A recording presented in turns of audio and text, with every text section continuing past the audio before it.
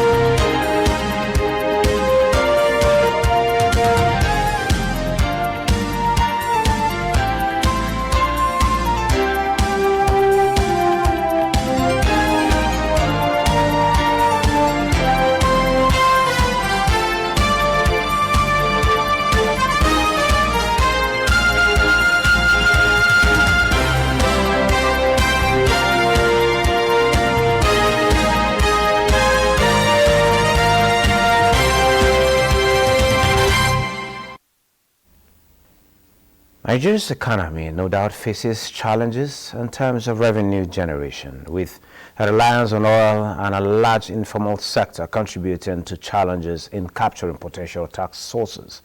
However, the government has become innovative, with the present administration rolling out tax and revenue reforms. This was the establishment of the Presidential Committee on Fiscal Policy and Tax Reforms, who have delivered and have directed the immediate implementation of the quick win achievements. One notable mention is the digitalization of revenue collection to increase and accurately monitor overall earnings, with the Federal Land Revenue Service 2024 target of 19.4 trillion naira. What are the feasible strategies that can be taken to achieve this? To discuss this and more is Babatunde Oladapo, Executive Secretary at the West African Tax Administration Forum. Mr. Oladapo, welcome to Business Express. Thank you for having me. You've been in the tax space for quite some time. You are not just an administrator in country, but you also know how this works, talking about the African sub-region. And we just heard from that roadmap being rolled out by FIRS with the support of the Federal Ministry of Finance. What's your take on the way to go to actually increase the revenue base of the country through the innovation in the tax space? Okay, thank you. I think that going by the recent, I guess the FRS is having a retreat, and saw it in the news. The minister was there with a lot of promises in terms of improving the tax collection mechanism of the FRS and strengthening the relationship between the FRS and stakeholders, which are principally taxpayers. So one good thing that is coming out is the issue of the Revenue Authority and the Ministry of Finance speaking with one voice, because that's where we have the intersection between tax policy and tax administration, which is a good signal. Because whatever tax policy dictates should be in tandem with the ability and aspiration of tax administration. So I would say we are getting that right, where we have the ministry and the tax administration collaborating and projecting into the future. And then in terms of breaking it down into bits, the FIS, we must say they've done sufficiently well. There's an increase. Last year was 12.37 trillion against the projected 10 trillion, which is quite a leap, and over 2 trillion, which is commendable. And now we have a 19.4 trillion target for 2024. And according to the executive chairman of FRS, we just saw him on the news, reeling out his strategies for 2024. I think at the base of everything is how you treat the taxpayer. And that's what he mentioned by saying FRS operation will be based on bringing service to taxpayers in a seamless manner, adopting the one-stop tax office, so that if you have issues about your tax, you don't have to go to one separate office for withholding tax, or you go for one VAT office. So that's a good signal, because taxpayers, the way service is being offered is key. It could serve as an incentive to bring taxpayers in. So I think the FIS has got it right by restructuring to make sure that taxpayers has access to resolve issues relating to their fulfillment of their tax obligation. And then moving over to what the committee headed by Mr. Taiwo mentioned, the issue of payment also is quite an issue, that taxpayers should be able to pay their taxes as comfortable as possible, so that you don't increase the cost of collection. So good soundbites from the committee. We hope the FIS will be able to incorporate that, so that taxpayers will be able to pay from the comfort of their homes. In fact, that's even the practice, not only in Europe, in Africa. When you go to Kenya, you have the M-Pesa form of payment. Even people who sell things on the street, they can pay through their mobile phone, using mobile phone application. So it's a good innovation that we think we want to see more of this as we go forward. Okay, Mr. Oladapo, let me hold your thoughts at this point. If you go on the streets now, you hear a lot of people like, okay, the economy, it's not really doing well. People are having issues, businesses are not moving, the purchasing power of citizens, it's not encouraging. Yet you hear year in, year out, the FIRS surpasses target. They don't just meet targets, they surpass this target. Does that mean there has been so much leakage in the system, so much that a lot that is supposed to come into government coffers has been lying fallow? That if we are to follow the reactions we're getting on the streets, it means there is still a whole lot out there, in spite of the fact that the economy, yes, is improving, but it's not the way it should. Yeah, I agree with you, because that's what the figures shows us. Yes, we have issues with the economy, the inflationary trend going high, the Naira not having the kind of value that helps citizens to get the best. But then, the clear fact is that leakages has existed, and maybe because we have been enjoying the windfall from oil, so we feel when we sell oil in this part of the world, we don't need to improve or run after people to pay taxes. But it's clear now that even the oil is not as predictable as we think, the revenue from it. And you can see a shift within the last 4 or 5 years. You can see a shift from oil-based revenue to tax-based revenue.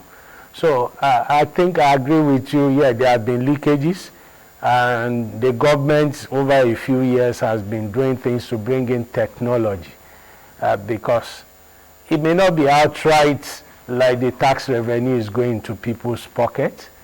It could be as a result of those who want to pay, are you giving them the opportunity to pay? Those who are supposed to be registered, do you have the capacity to bring them in? And that's what we are seeing, that with the latest the use of technology and the retinkering with the processes of the FRS, we can see on an annual basis the incremental increase in terms of revenue being brought in. So I think with the trajectory we are on, we have much to collect. There are so many people who have not paid taxes over the years. The potential is there. there are tax types that have not even been exploited to ensure that they bring in to shore up the government revenue. So I think it's about the exciting time for the taxman and government in Nigeria. And sorry, you mentioned there are some tax types that have not been explored before now that could actually rake in revenue. But you also understand that the committee is thinking of reducing taxes to those who are justifiable and effectively collecting them. While that is ongoing, I want to draw attention to conversations that took place just recently, talking about the outcome of the World Economic Forum, where there is so much talk about inequality, where the gap between the rich and the poor keep widening, where governments, we have seen that also in Nigeria, where you see big companies, big business people get a lot of, what do I call it now? There's this advocacy for the rich should be taxed more than the poorer ones, though this government have also promised that we don't tax labor, we tax the fruits. What's your opinion in all of this? Okay, yeah. Maybe I should, what I said earlier on, I was not alluding to the fact that we have to come up with new taxes. Okay. But I was just saying there are some tax types like VAT, property tax, and some other tax types that have not actually been exploited. Issues of wealth tax. So what you're talking about, the global shifts, when you look at the canons of taxation, yes, taxation is to generate revenue for government, but then it's also to help government to bring in some fiscal control on the way wealth is generated and spent in the country. It's also to be a disincentive to the consumption of some harmful product. It could also be used to stimulate certain economic development. So now the talk globally is, yes, we've been doing taxation, we have to bring a lot of equity into it. And fair enough, the rich should be able to pay more taxes than the poor. And when you see in Nigeria and in most African countries, which is an area we need to work at, the issue of the income tax, which now we are not talking about wealth taxes, is an area that we have to look at. There are some very rich individuals, when you look at the percentage of taxes they pay, even in Nigeria, you ask yourself questions. Is this fair? Payroll taxes are the ones easily administered by state. But what about the taxes on wealth? And that's what the conversation globally is. There's been equity to it. If you are getting some unexplained wealth, let's find out where did you get the wealth, and then pay your taxes on it. The other matter is for other agencies to talk about. But the issue is, if you have more, you should be able to pay more. So those are the conversation globally, that taxation must not stifle creativity, and also it should also be used as a medium of controlling unexplained wealth.